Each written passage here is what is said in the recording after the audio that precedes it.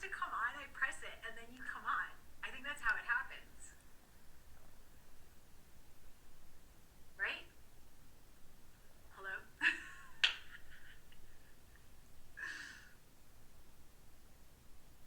Oh, Neil! Yay! Thank you.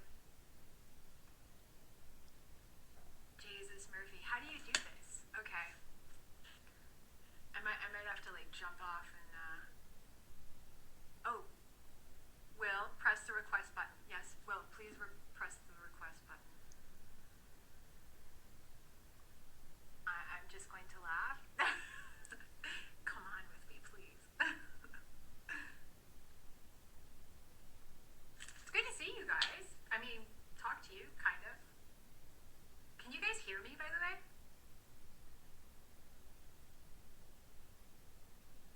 What's the request button look like? Good question, Will.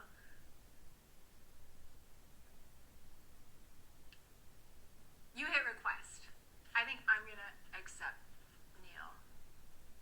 Or pin go live with Neil. I'm gonna go live with. Are you there, Neil?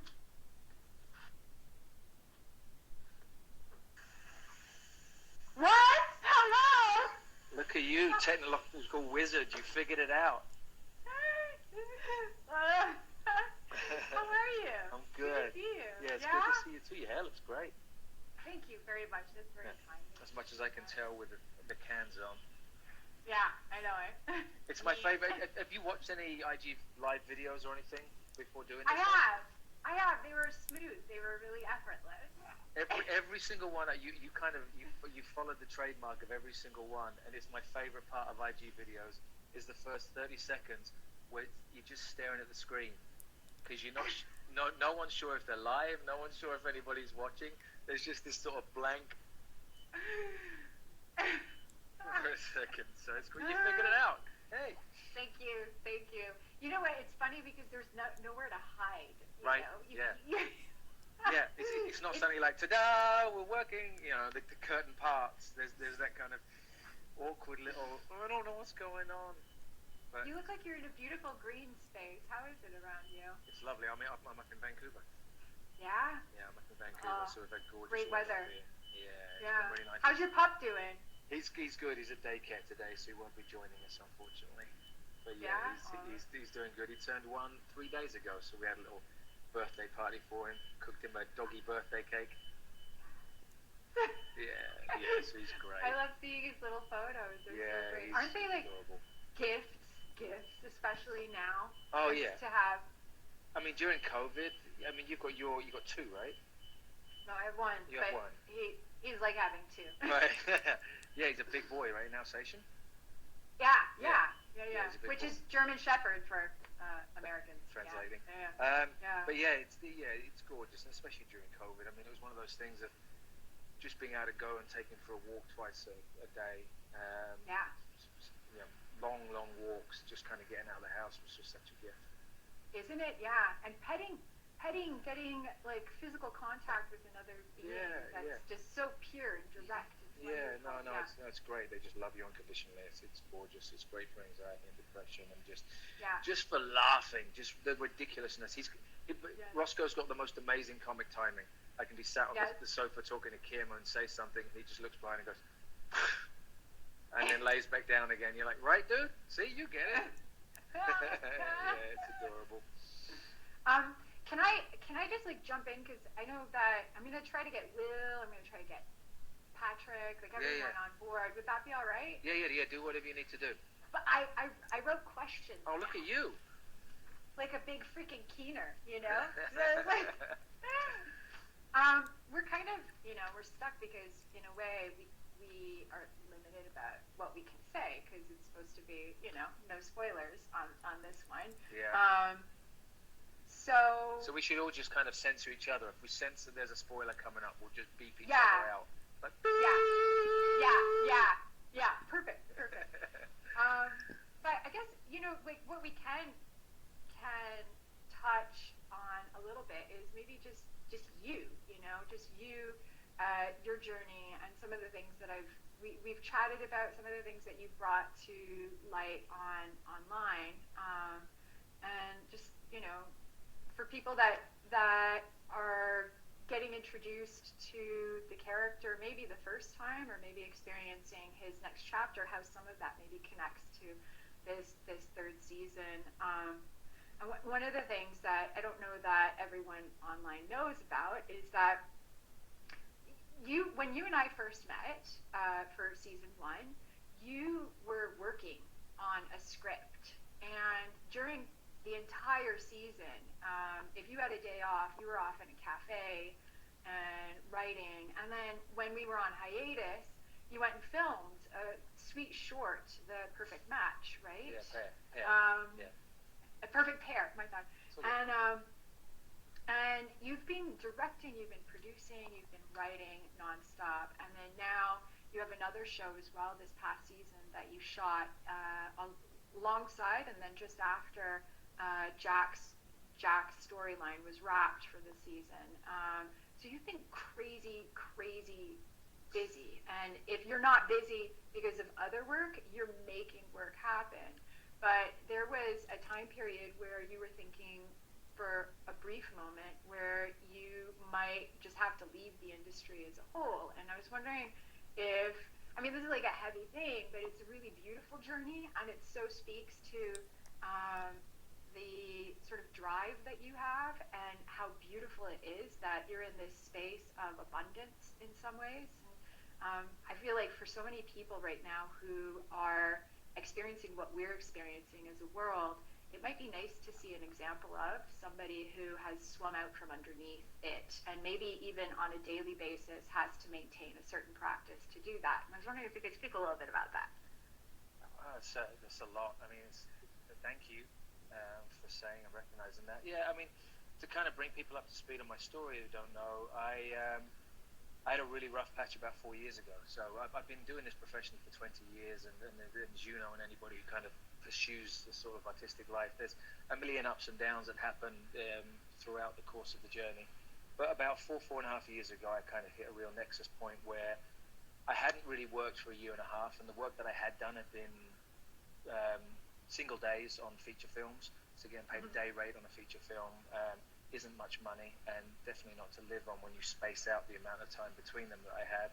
And at the same time, I was ending a 10.5-year relationship, and I was struggling financially, I was struggling emotionally, and I had to really kind of think about what I wanted to do with my life. LA is a gorgeous place. I absolutely love LA, and but LA is a very competitive place, and LA is also a place that it rewards the hustle, and it to make you feel like you're failing, or make me feel like I was failing. So I was just really struggling. I made the decision that I was going to cash in my chips and move back to London and kind of reconfigure and see what I wanted to do, maybe move back into theatre, because I started in theatre, and see if that's something that I could do to kind of recapture my artistic passion. And then along came Absentia. And it's actually it's a kind of weird, funny story, because we heard about this show Absentia. Obviously nobody knew anything about it. It's a brand new show. And it came from my English agent, and there were no directions in the audition. So I got the audition to come through, and they said to self-tape this audition. So I just assumed it was English. So I self-taped for Jack, and then heard nothing back for like 6 weeks. I thought, oh well, it's just gone, it's disappeared. And it came back again, and there was a note saying, we noticed that the American accent slipped a couple of times. Could you do it again with a stronger American accent? I was like, I had no idea it was supposed to be American. I just did him as English. And so did the audition again. And then at the point that I was moving back to Britain and figuring everything out and trying to decide what the next path would be, we found out that we were going to have 3 months in Bulgaria shooting season 1. And I remember I flew back from LA into London, then flew straight out to come and meet you in Bulgaria. It was the first time we met, and sat and saw you, and you're just so warm and inviting and lovely. And we sat, and it was the first time I'd ever kind of creatively been brought into the process of a project. You can probably attest to this. This is like no project I've ever been a part of. We literally sat there, you, me, Oded, Catherine, who else was there? was Maria there? I can't remember. But there was a group of us mining through the scenes, and at the same point, passing around the laptop as we were putting ideas into the document, in the final draft document, as we were coming up with what we thought the scenes and the subject and the meat of the scene should be. And a lot of those work sessions ended up being what ended up the scenes in season 1. And from the get-go, it just made me feel really valued and part of the process. Yeah. And you're critical. You were critical. Even this last season, you came in, and that I think is. I'm cutting you off. Do you want to continue? No, I'm good. Can I gush on you for a second? Please. I might just squirm over here embarrassed. Yeah. Okay. Good. But that's a quality I think everyone on the show brought. Everyone came with just this value-added mentality. Everyone cared. Everyone wanted to invest the most possible into their characters. I remember this season, you came in with beautiful ideas and thoughts about the trajectory for Jack. You are so committed to making sure that this character is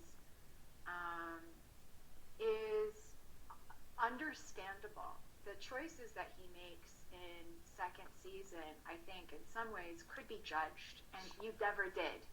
You brought forth elements of this character that I think make an audience say, oh, I get why a character like this would make some of those choices. There's a deep loneliness. There's a deep,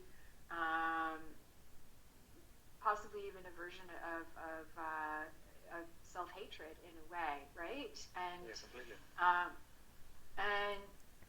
And also that's not something necessarily that you even shy away from on your posts as well. I mean, to speak about things that we can talk about versus like storyline stuff, which we can touch on. But the things that we can talk about are, you are an advocate for speaking about mental illness and for speaking about ways in which people can navigate those waters. And maybe you could talk a little bit about that, because you've done some things along the way that I think are really great tools and skills. Well, thank you. There's a symbiosis, I think, right? I mean, I've lived with depression my whole life, and only really in the last 5 or 6 years started to understand what depression meant, because especially in Britain, mental health awareness when I was growing up, there was none. I mean, my mum still calls them shrinks instead of going to a counsellor. So the idea of going to a counsellor was something that people who are incredibly broken go and do. But you don't stiff up a lip and keep calm and carry on, as the British way. So you don't talk about your feelings, you don't talk about your emotions. And this big thing happened about 6 years ago. I got a call from my mum, and my younger brother had just tried committing suicide. And he's lived with depression. And we've known about his depression for a long while, and thankfully somebody found him and looked after him. And then 2 days later he tried again, so we knew it wasn't a cry for help. But he's quite open about it. He won't mind me talking about it.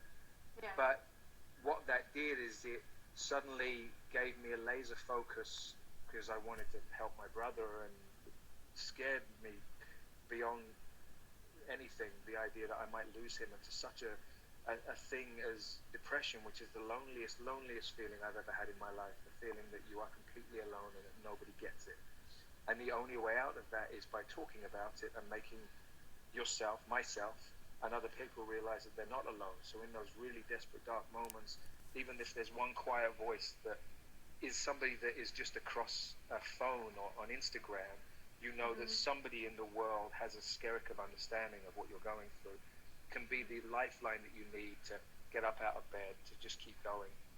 And so it started me down this path of, one, looking to really understand it, but also to delve into it and to try to understand my experience of it. And so a big one for me was cold showers. We've talked about this a lot. I happened to be listening to a podcast by Dr. Rhonda Patrick, who's this amazing doctor in California, around the time of my brother's suicide attempt. And she was saying that reducing your core temperature by 1 to 2 degrees has been proven.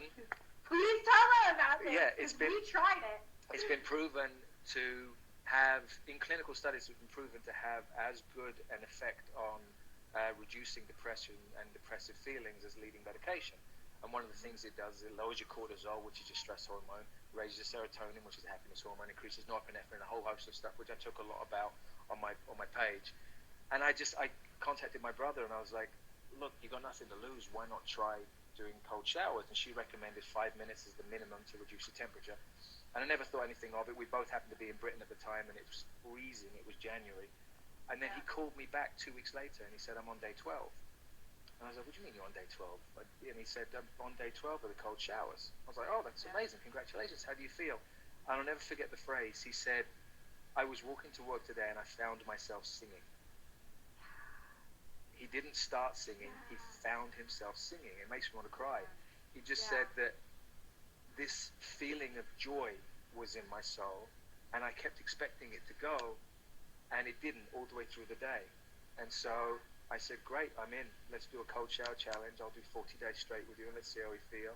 And by the 5th day, I knew I'd do cold showers for the rest of my life because of the change that it felt in me. And then I started looking at I'd done a ton of ayahuasca. I traveled around India, going to ashrams and doing silent meditations, all trying to dig in. For the longest part of my life, I was trying to escape that black, dark feeling that I felt. And I've realized that what I want to do is dig in and make friends with it and realize what it is, so that it's not so scary when it hits, and I have a dialogue and a relationship with it, so that when I get depression hitting me hard, which happens less than it ever has because of the relationship I have with it now, I don't lose myself in it. And the greatest tool for me has been talking about it with friends and with family or on social media, and creating a community that allows a discussion to be had by it. And what I was saying by symbiosis is, at the point I was really digging into all of this, along comes Absentia. And here's this character who, in my opinion, is dealing with a lot of mental health issues. When his sister died, he couldn't metabolize that death because it brought with it a whole host of stuff, with the fact that he felt like his father didn't love him. His father gave the love that he wanted to the sister, and the sister wasn't his biological sister, it was an adopted sister. So there's an animosity, there's a wordiness, there's a sense of sort of distrust. There's all these various different things, and when she died, he couldn't deal with it, so he fell into drink, he fell into sex addiction, and when we meet him, he's just starting to dig himself out of that hole, and suddenly, spoiler alert, but it's episode 1 of season 1, Emily is alive, and now he has to deal with the enormity of that, and he just can't, and he's spiraling. And all I wanted was for Jack to be happy, to find love, but pursue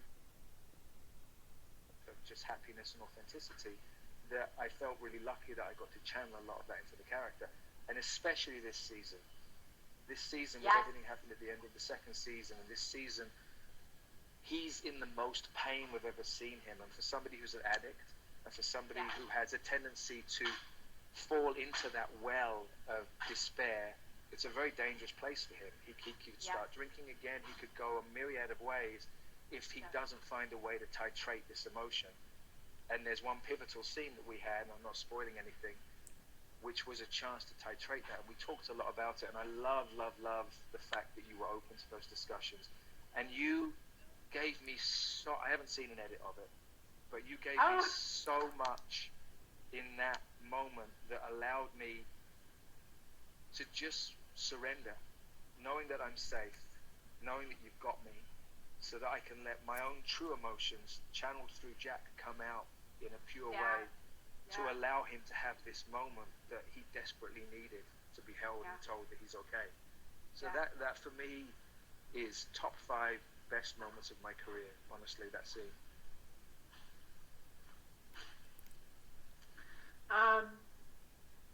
So I want to thank you for that. I want to publicly thank you for that, for just being there for me and for holding that space and for letting me just be free to explore my emotions in a moment that we know sets are contrived. You know, it's not 2 people, it's 10 plus people depending on the set, and you got grips having a cup of tea and gaffers scratching their bum, and you're trying to block all that out to be emotional, and it's all about the dance partner, and you stood there with me in that space and encouraged me to lean into it. So it was a really beautiful experience for me.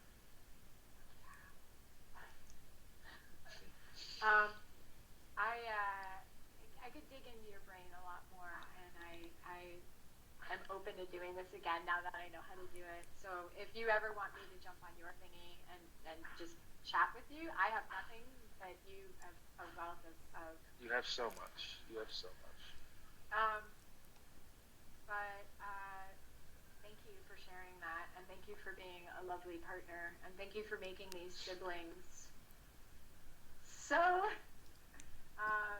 everything, so loving, such assholes, such stinkers, like everything. Well, thank you for that. They're real, and thank you right? for pushing.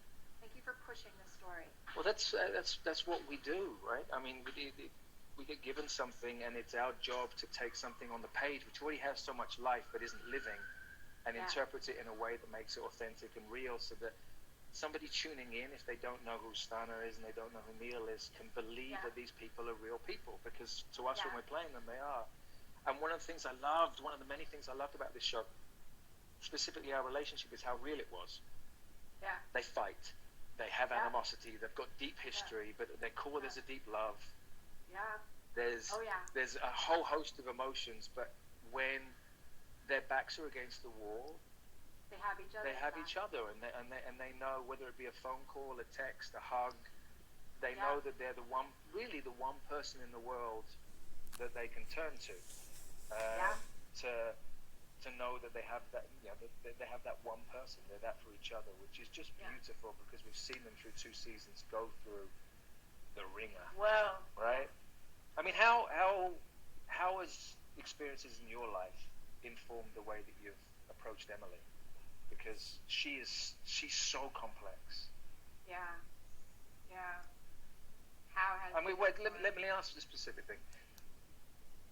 I knew of you before, and ironically, we both starred in Quantum of Solace together, even though we never shared the screen, which is so random. Yeah. So I knew of you before. I didn't see Castle, so I'd only seen a couple of little things that you did. But the first moment for me when I went, damn, is when you saw Flynn for the first time in season 1. Yeah. And I've talked about it several times. For me, that was a masterclass. It was just a masterclass. I got to stand back as your brother in the scene and watch you see your son for the first time since believing that you were dead. And every single time I had to work hard not to cry, because you made me feel every part of that emotion. And is that something that you find easy to access, or is that a difficult thing? No, I just want to laugh and jump around and be silly, but when you have to lock in on something like that, it's some people, I would imagine, some performers and actors can just I don't know where they get it from, but I feel for me, I have to try to dig for as much of the truth, and so it sits with you, and it kind of colors the entire afternoon, and it colors all the thoughts leading up to that day. What does this mean for a person who hasn't seen this child that was ultimately their mechanism for surviving the worst? I remember that, and look, process-wise, it's a mixed bag for me. It's personal sometimes. Sometimes it's things that I read, things that I've witnessed, things that I've seen, friends' stories, like everything. It all comes into play, and you know that. Like we grab from our own experiences, but we grab from the world around us as well, right? We're copper conduits in some ways, and there was I was telling a colleague of mine, there was a photo I remember from an earthquake in Lima of a mother whose child had not survived it, and I saw this photo ages ago, and it's burned in my brain. I never forgot it, and there was just so much. She didn't have anything left to give in the moment. She was completely empty from that. And I thought of that for this character, and what it would feel like for this character to realize after everything was lost, everything was drained out of her, that in fact there was an ounce of hope, um, and to sort of reverse track on that depth of emptiness. Um, so yeah, I mean, some of it is just luck and the magic of the moment, and it does take an entire group to make things like that sort of work. I'm glad that we could do and tell that story together, and I'm so grateful that you were supportive of moments like that, because Jack definitely was walking that walk alongside her. So thank you for that. I don't know if you remember season 1, for the first few episodes, Odette called me the lampshade. Do you remember that? Because do you remember how much yeah, go. You say. Well, there was so many moments in I just lurked. It's because we block shop. So for people who don't understand what that means, block shooting is normally a thing that's done in film, where you strip the script apart and then you shoot it according to, like, you shoot all the scenes that are in the kitchen, and then you'll strike that set and shoot all the scenes. So you might shoot scenes so the way we did it, we shot all 10 episodes block shot.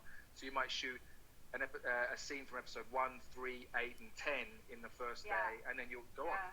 And so it just so happened for the first week or so, all the scenes that I was in, Jack didn't really have dialogue. We had 1 or 2 words, so I'm lurking in the background. So I just spent the entire time lurking. But in addition to that, they hadn't completed the sets. So they would have me lurk in the background and hide the holes in the set, like hide literal holes in the set, or hide where there were cables. There was one little moment where Dad was saying, I had a big coat on, and he said, can you just put your hand on your hip? Because my hand on my hip was hiding cables that were laced up the back of the set. So he was calling me the lampshade because I was window dressing. Yeah, you were upstaging. Oh, not purposefully. With the door. There was something about you that everyone would just start laughing, you know? You'd come in and it would be a moment and we'd all stop and look, you know? Oh, my Kramer. Oh, it was fantastic. Yeah, it was very, very funny. A moment of lightness, and I was telling people, I'm like, listen, making thrillers is comedy. Truly, it is. And I guess we kind of need that, you know. We need that back and forth between the humor and story in order to balance out everyone's life at the end of the day. I'm gonna jump. I'm gonna go and speak to a couple of the other actors. I love you. Thank you very much. I love you. This was fun. Thanks for having me on here. All right. Yeah. I'll speak to you soon. Bye. Bye. Okay, I gotta go get a charger before I put someone else on, and I'm gonna find one of the other actors. It'll be cool. Hold on a second.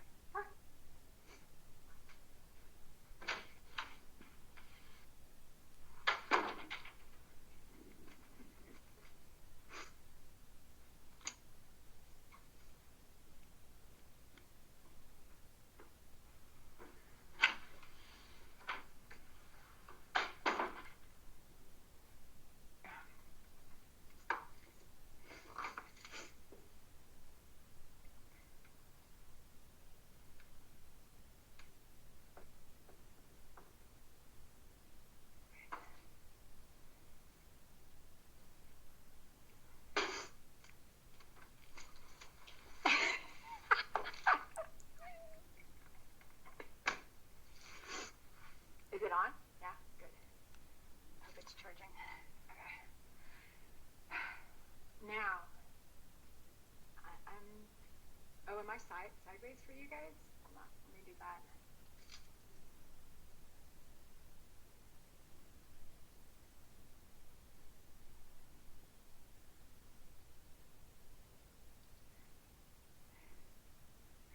I am going to pop on. Look at these requests. It's cool.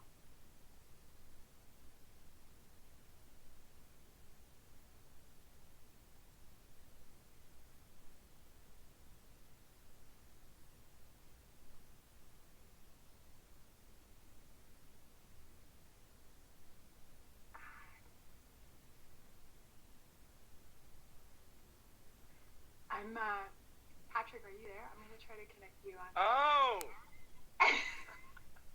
Hi! Look at your hair! I know, it's so quarantine long.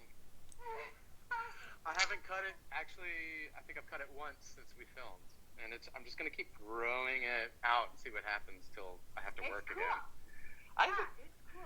It's fun. All my friends are teasing me. They're like,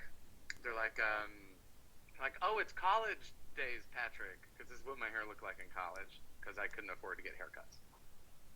Hi, good to see you. Really good to see you too.